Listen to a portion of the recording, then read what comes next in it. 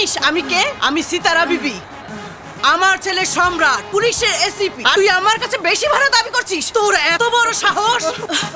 আমার কাছে বেশি ভাড়া চাচ্ছিস? বাঁচান বাঁচান গ্যাস মেরেই ফেলবো আমি। ছাড়বো না তোকে আমি। মা কি করছো? ছাড়ো ছাড়ো। ও গ্যাস মেরেই ফেলবো আমি। ছাড় আমারে বাঁচান। সর তুই। ওকে একটা শিক্ষা দিয়ে দেই। আমার সাথে বেয়াদবি। সম্রাট, তুই ওকে এক্ষুনি অ্যারেস্ট করে থানায় নিয়ে যা। আচ্ছা আচ্ছা ভরবো।